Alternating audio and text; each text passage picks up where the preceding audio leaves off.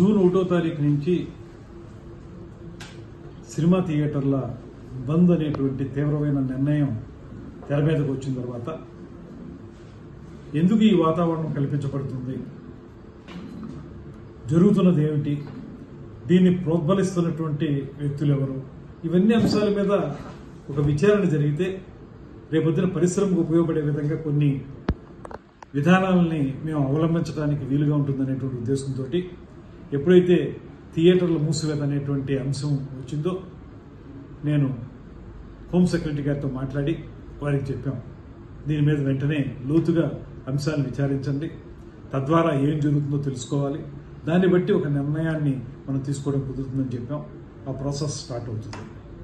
అయితే ఇవాళ ఒకటే మేము చెప్పేది అందరికీ కూడా, సినిమా రంగానికి చెందిన వారికి కూడా చెప్పేది, ఈ ప్రభుత్వం ముఖ్యమంత్రి చంద్రబాబు నాయుడు గారి నేతృత్వంలో అధికారంలోకి వచ్చిన దగ్గర నుంచి కూడా పరిశ్రమకు పూర్తిగా సహకారం అందించాలనేటువంటి ఆలోచనతో గత ప్రభుత్వంలా కాకుండా ఈ ప్రభుత్వం పూర్తిగా అన్ని అంశాలని పరిశీలించి మీకు సహకారం పెద్ద ఎత్తున ఇవ్వాలనేటువంటి ఆలోచన చేస్తున్న విషయం అందరికీ తెలుసు సినిమా పరిశ్రమ వారికి.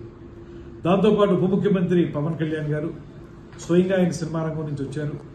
ఆయన స్పష్టంగా అధికారంలోకి వచ్చిన వెంటనే ఒక సమావేశాన్ని ఏర్పాటు చేసి పెద్ద నిర్మాతలందరినీ కూర్చోబెట్టి మాట్లాడి మీకు ఏ సమస్యలు ఉంటే వాటిని అన్నింటినీ పరిష్కరించడానికి మేము సిద్ధంగా ఉన్నాం, అదేవిధంగా సినిమా రంగాన్ని గౌరవించాల్సినటువంటి బాధ్యతను మేము తీసుకున్నాం, గతంలోలా కాదు అనేటువంటి మాట చెప్పి ఏ సమస్య మీకు ఇబ్బంది ఉన్నా కూడా మా సినిమాటోగ్రఫీ మినిస్టర్ ఉన్నారు, తనతో మాట్లాడండి అనేటువంటి మాట కూడా వారికి చెప్పడం జరిగింది.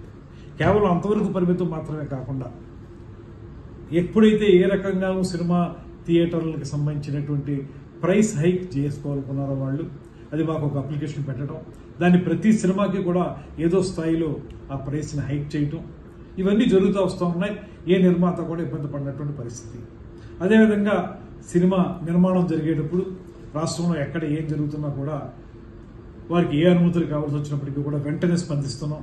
ఎక్కడైనా చిన్న చిన్న ఇబ్బందులు ఉంటే వారు చాలా సందర్భాల్లో నిర్మాతలందరూ కూడా నన్ను కాంటాక్ట్ చేస్తూ ఉంటారు. చేసిన వెంటనే వారికి అనుమతులు ఇచ్చే విషయంలో కానీ ఇతరత్ర అంశాల్లో కానీ వెంటనే స్పందించి వారికి ఆ రకమైనటువంటి సహకారాన్ని కూడా అందిస్తూ ఉన్నాం.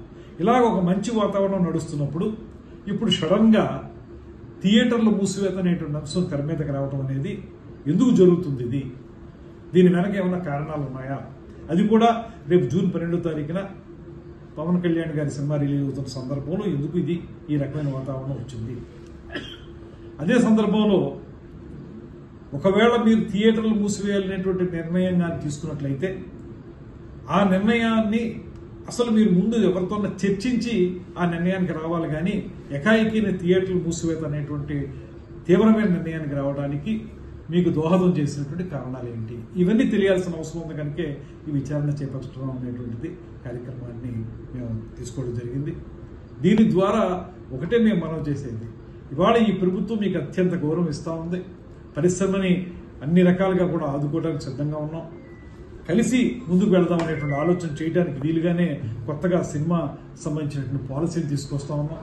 పాలసీ తీసుకొచ్చినప్పుడు ప్రతిసారి మీరు మాకు ఒక అప్లికేషన్ పెట్టుకునే పరిస్థితి లేకుండా, ప్రతి సినిమాకి విడివిడిగా అడగక్కర్లేకుండా ఒక పాలసీ ద్వారా మొత్తం అందరికీ కూడా ఏదో రకంగా సపోర్ట్ ఉండేలాగా మేము ఒక నిర్ణయం తీసుకోబోతున్నాం. ఇంత మంచి వాతావరణంలో ఉన్నప్పుడు ఎందుకు ఈ సినిమా థియేటర్లు మూసివేత అనేటువంటి మాట ఎందుకు వచ్చింది అనేటువంటిది మాకు తెలియాలి.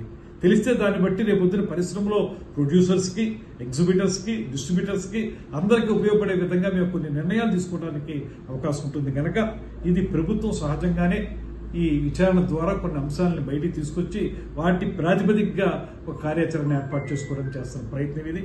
దాన్ని తప్పనిసరిగా ముందుకు తీసుకెళ్తాం.